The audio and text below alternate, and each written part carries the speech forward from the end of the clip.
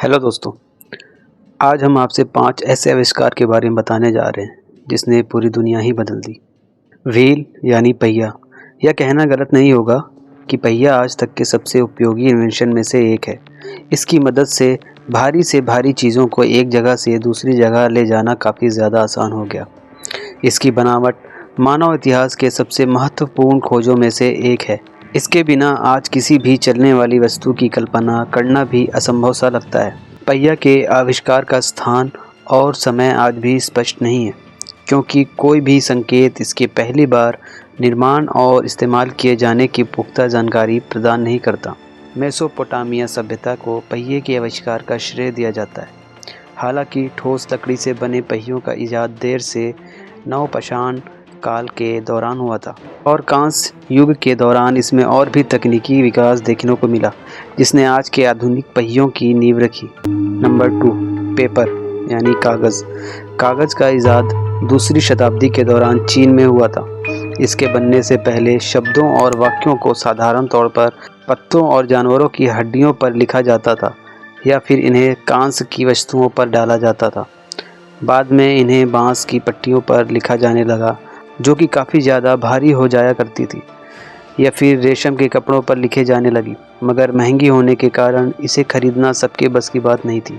मगर हान वंश के दौरान हुए कागज़ के इजाद से इन सारी समस्याओं का अंत हो गया। अब इस पर किसी भी लेख को आसानी से लिखा और संभाला जा सकता था। साथ ही ज़्यादा महंगा ना होने के कारण इसकी पहुंच सभी लोगों तक थी। अब इसकी मदद से हल्की किताबों को बनाना और अभिलेखों को जमा करना काफ़ी सरल हो गया। ख़ास बात यह है कि यूरोप में इस इन्वेंशन तकनीक को 11वीं शताब्दी के बाद अपनाया गया और उस समय तक वहाँ जानवरों के खाल का ही इस्तेमाल किया जाता था। Number 3, printing press. इस इन्वेंशन तकनीक का इजाद 1040 यानी 1040 एडी के दौरान चीन में सोंग वंश के समय कारीगर और आविष्कारक बी शिंग के द्वारा किया गया था। इस बात का उल्लेख एक चीनी विद्वान शेन कुओ द्वारा लिखी किताब ड्रीम पूल एसेज में किया गया है, जिसे उन्होंने 1080 यानी 1080 एडी के दौरान लिखा था। हालांकि लकड़ी का लट्ठों द्वारा किए जाने वाली छपाई की तकनीक पहले से ही इस्तेमाल में थी, मगर बी शिंग ने एक अलग तरह की छपाई मशीन का इजाद किया, जिसे कहीं लाना और कहीं ले जाना भी काफ़ी ज़्यादा आसान था। इस मशीन की इजाद के काफ़ी सदियों बाद यूरोप में जोहानेस गटनबर्ग द्वारा इसका धातुई संस्करण तैयार किया गया। अब किताबों को छापने का तरीका काफ़ी ज़्यादा सरल और तेज़ बन गया था और अब कम समय में ज़्यादा से ज़्यादा किताबों को छापा जा सकता था।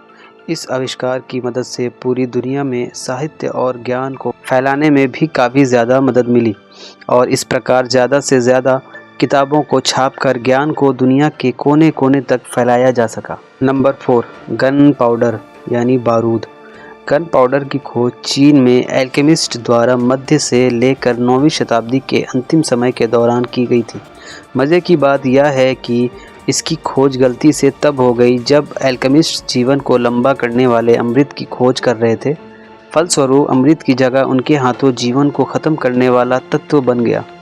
हमारे पास सोंग राजवंश के समय के हस्तलिपि मौजूद है, जिसमें इस बारूद को बनाने का विधि का उल्लेख किया गया था। इसे बनाने के लिए लकड़ी का कोयले, नमक और सल्फर का इस्तेमाल किया जाता था।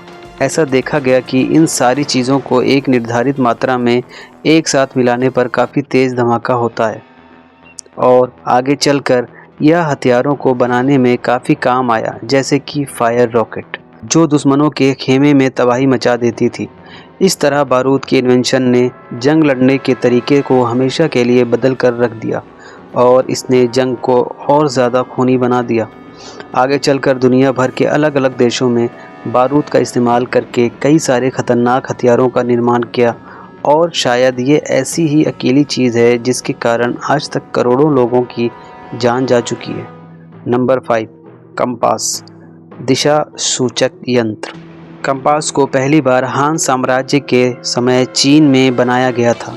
इसमें एक चंबुक का इस्तेमाल किया गया था, जिसे एक चम्मच के आकार में उकेरा गया था। यह चंबुक हमेशा दक्षिण की ओर इशारा करता था, जिसकी मदद से काफ़ी दिशाओं का पता लगाया जा सकता था। इसे एक कांसे की थाली पर रखा जाता था और या पृथ्वी के मैग्नेटिक क्षेत्र की मदद से काम करता था।